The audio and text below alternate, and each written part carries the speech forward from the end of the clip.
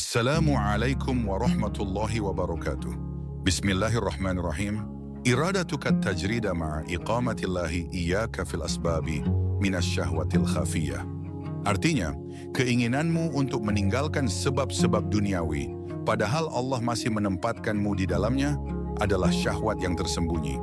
Sahabat Duta Ilmu, hikmah kedua dalam kitab Al-Hikam ini sangat halus dan sangat dalam. Jika hikmah pertama berbicara tentang bahaya bersandar pada amal, maka hikmah kedua berbicara tentang bahaya nafsu yang menyamar sebagai kesalehan. Inilah penyakit hati yang tidak mudah dikenali karena ia memakai pakaian yang tampak indah. Kalimat pertama berbunyi, keinginanmu untuk meninggalkan sebab-sebab duniawi. Ini menggambarkan seseorang yang ingin menjauh dari dunia. Ia ingin meninggalkan pekerjaan, kesibukan, tanggung jawab, dan hiruk-pikuk kehidupan. Sekilas keinginan ini tampak mulia. Ia ingin fokus beribadah, ingin menyendiri, ingin memperbanyak zikir dan doa. Namun Ibnu Athaillah memberi peringatan, jika Allah masih menempatkanmu di dalam sebab-sebab dunia, maka keinginan untuk meninggalkannya bisa menjadi syahwat yang tersembunyi. Inilah bagian yang sangat penting. Tidak semua keinginan yang tampak baik benar-benar berasal dari niat yang lurus. Ada kalanya ia lahir dari keinginan untuk lari dari tanggung jawab, lari dari ujian, atau lari dari kesulitan hidup. Sahabat Duta Ilmu, dunia sering terasa berat, tanggung jawab keluarga tidak ringan, tekanan pekerjaan tidak kecil, masalah hidup datang silih berganti. Dalam keadaan seperti ini, muncul keinginan untuk meninggalkan semuanya dan hidup tenang dalam ibadah. Keinginan ini terasa indah, tetapi belum tentu benar. Karena bisa jadi Allah justru menempatkan kita di tengah kehidupan sebagai ladang amal. Islam bukan agama pelarian, Islam adalah agama keseimbangan. Nabi Muhammad SAW adalah manusia yang paling dekat dengan Allah, tetapi beliau juga seorang suami, seorang ayah, seorang pedagang, seorang pemimpin, dan seorang anggota masyarakat. Beliau tidak meninggalkan dunia, tetapi mengubah dunia menjadi jalan menuju akhirat. Sahabat Duta Ilmu, kata syahwat yang tersembunyi adalah kunci dari hikmah ini. Syahwat bukan selalu berarti keinginan terhadap sesuatu yang jelas buruk. Syahwat bisa berarti keinginan yang membuat diri merasa nyaman, meskipun tidak sesuai dengan kehendak Allah. Keinginan untuk hidup tenang tanpa tanggung jawab bisa terasa sangat nyaman. Namun jika Allah masih menugaskan kita di tengah masyarakat, maka meninggalkannya bukanlah ketaatan. Sahabat Duta Ilmu, Allah Subhanahu wa Ta'ala berfirman dalam Quran, Surat Al-Qasas ayat 77, yang maknanya, carilah pada apa yang telah dianugerahkan Allah kepadamu, kebahagiaan negeri akhirat, dan janganlah kamu melupakan bagianmu dari dunia. Ayat ini sangat jelas menunjukkan keseimbangan. Kita diperintahkan mencari akhirat, tetapi tidak diperintahkan meninggalkan dunia sepenuhnya. Rasulullah Shallallahu Alaihi Wasallam juga pernah menegur sahabat yang ingin beribadah secara berlebihan hingga meninggalkan kehidupan dunia. Dalam hadis riwayat disebutkan bahwa ada sahabat yang ingin sholat malam terus-menerus tanpa tidur. Ada yang ingin puasa terus tanpa berbuka, dan ada yang ingin tidak menikah. Rasulullah bersabda yang maknanya, aku sholat dan aku tidur, aku berpuasa dan aku berbuka, dan aku menikahi wanita. Barang siapa tidak menyukai sunnahku, maka ia bukan golonganku. Hadis ini menegaskan bahwa jalan Islam adalah jalan keseimbangan, jalan yang tidak berlebihan ke satu sisi, jalan yang menempatkan dunia sebagai sarana menuju akhirat. Sahabat Duta Ilmu, di zaman sekarang, banyak orang merasa lelah dengan tekanan hidup. Ada yang ingin berhenti bekerja karena merasa dunia terlalu melelahkan. Ada yang ingin meninggalkan tanggung jawab keluarga karena merasa ingin menenangkan diri. Ada pula yang merasa bahwa kehidupan spiritual hanya bisa dicapai dengan menjauh dari masyarakat. Namun hikmah ini mengingatkan kita bahwa bisa jadi justru di tengah kesibukan, itulah Allah menempatkan pahala besar untuk kita. Kesabaran menghadapi keluarga adalah ibadah. Kejujuran dalam pekerjaan adalah ibadah. Menahan emosi dalam masalah hidup adalah ibadah. Semua itu tidak kalah nilainya dengan ibadah yang dilakukan dalam kesendirian. Sahabat Duta Ilmu, bisa jadi bekerja mencari nafkah dengan niat yang benar lebih besar pahalanya daripada ibadah sunnah yang membuat kita lalai dari tanggung jawab. Karena Islam tidak hanya menilai seberapa lama kita beribadah, tetapi juga seberapa besar manfaat kita bagi orang lain. Sahabat Duta Ilmu, mari kita bertanya pada diri sendiri, apakah kita pernah ingin meninggalkan tanggung jawab dengan alasan ingin lebih dekat kepada Allah? Apakah kita pernah merasa bahwa dunia adalah penghalang ibadah, padahal mungkin dunia adalah jalan ibadah yang Allah berikan kepada kita?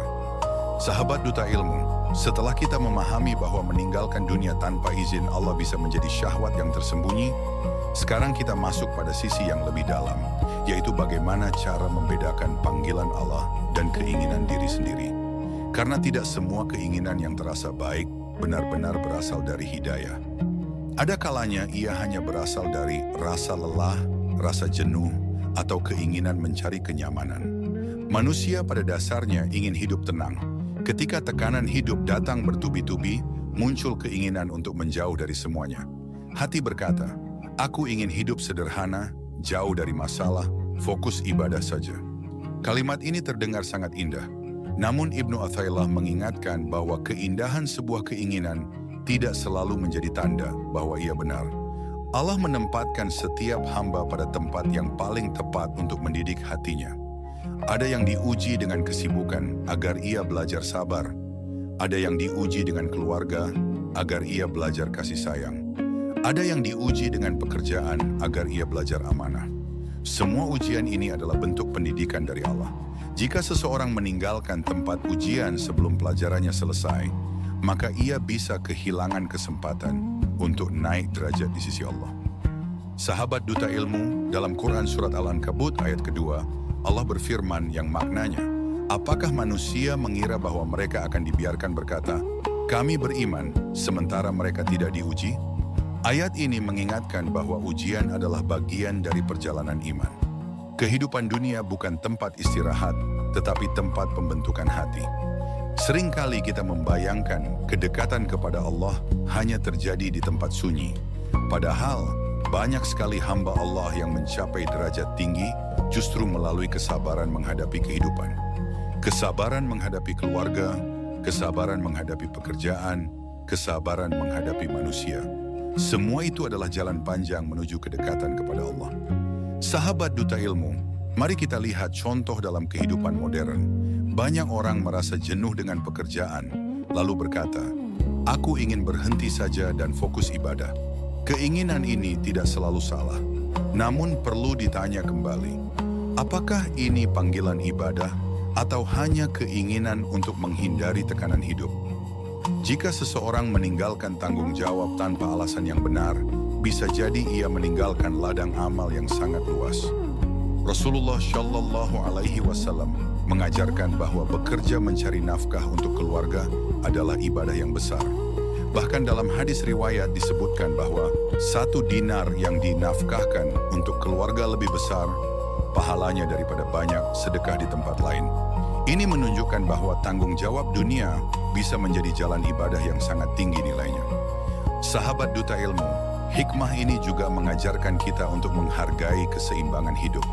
Islam tidak memisahkan dunia dan akhirat secara mutlak. Dunia adalah ladang akhirat. Apa yang kita tanam di dunia akan kita panen di akhirat.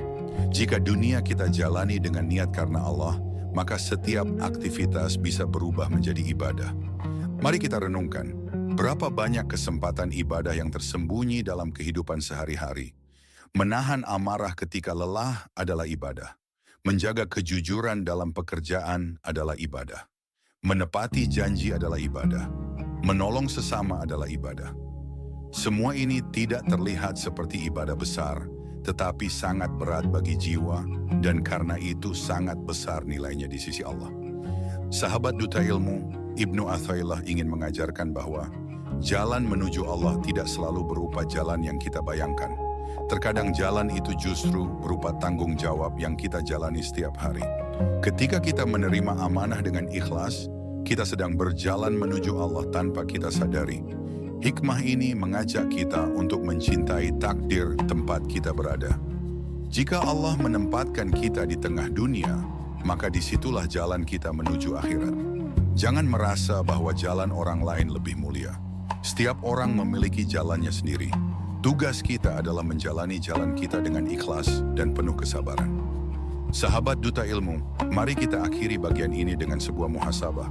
Apakah selama ini kita pernah merasa ingin meninggalkan tanggung jawab karena merasa dunia menghalangi ibadah?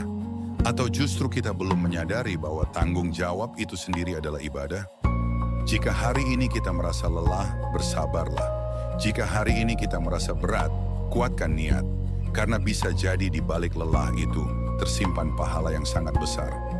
Allah tidak menilai seberapa ringan hidup kita, tetapi seberapa ikhlas kita menjalaninya.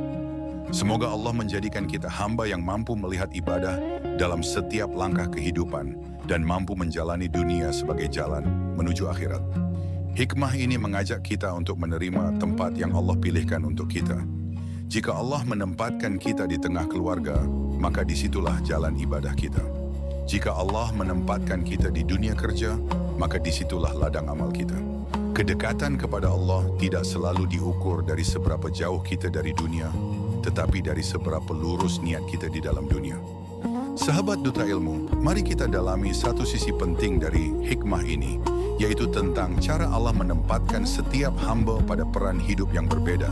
Tidak semua orang dipanggil untuk menjadi ahli ibadah di tempat yang sunyi, dan tidak semua orang dipanggil untuk menjadi pemimpin di tengah masyarakat.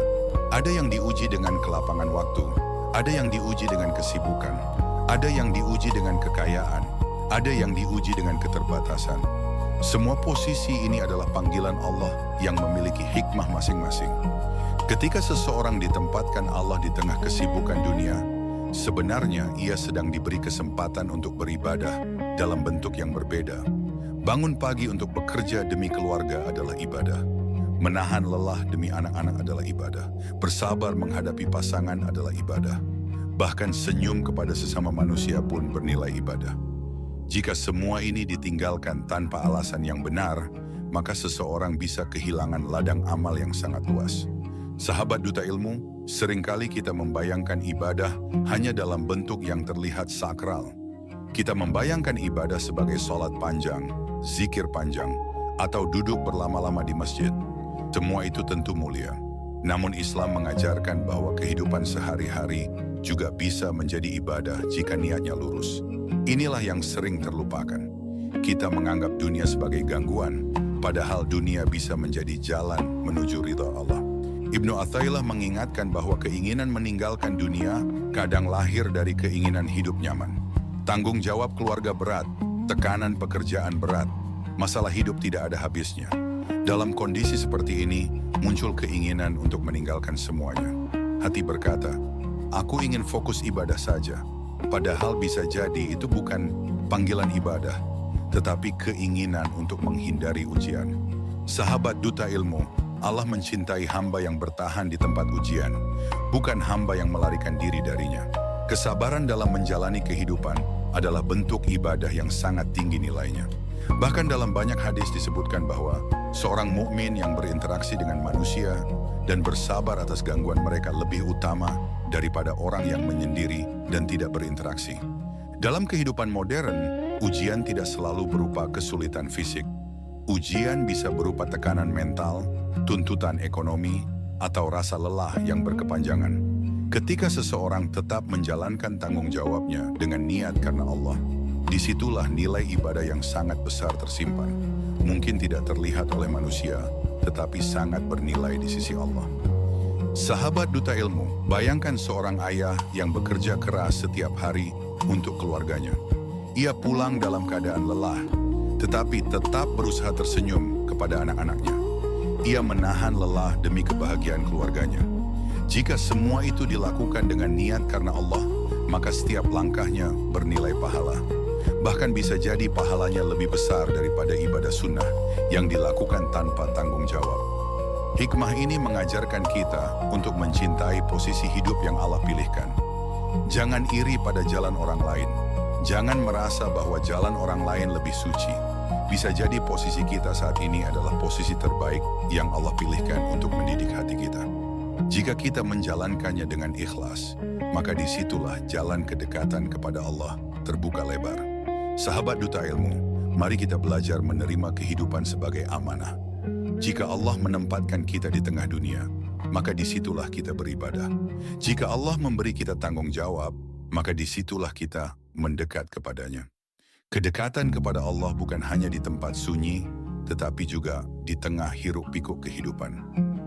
Sahabat Duta Ilmu, ada satu cara sederhana untuk menguji apakah keinginan kita itu benar-benar karena Allah atau karena diri sendiri, yaitu dengan melihat apakah keinginan itu membuat kita semakin taat pada amanah atau malah membuat kita meninggalkan amanah. Keinginan yang datang dari Allah biasanya membuat hati semakin tunduk, semakin siap memikul tanggung jawab, semakin lapang dalam berkhidmah. Sedangkan keinginan yang datang dari nafsu biasanya membuat hati ingin cepat, lepas dari beban, ingin segera bebas, ingin segera nyaman. Ibnu Athaillah menyebutnya syahwat yang tersembunyi karena ia tidak tampak seperti dosa.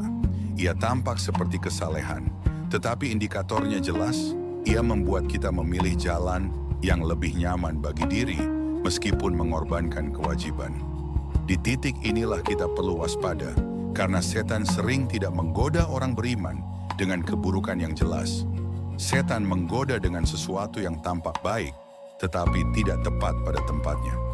Sahabat Duta Ilmu, dalam Quran Surat An-Nisa ayat 59, Allah memerintahkan ketaatan dan keteraturan yang maknanya, wahai orang-orang yang beriman, taatilah Allah dan taatilah Rasul dan ulil amri di antara kalian. Ayat ini mengajarkan bahwa hidup beriman juga berarti hidup dengan tanggung jawab dan ketertiban. Bukan hidup sesuka hati, bukan hidup hanya mengikuti perasaan. Seorang mukmin menempatkan dirinya dalam struktur amanah. Ia bertanggung jawab pada Allah, pada keluarganya, dan pada lingkungan sekitarnya. Mari kita lihat contoh kehidupan modern yang sangat dekat. Misalnya seorang ayah berkata, "Aku ingin fokus ibadah, jadi aku berhenti bekerja."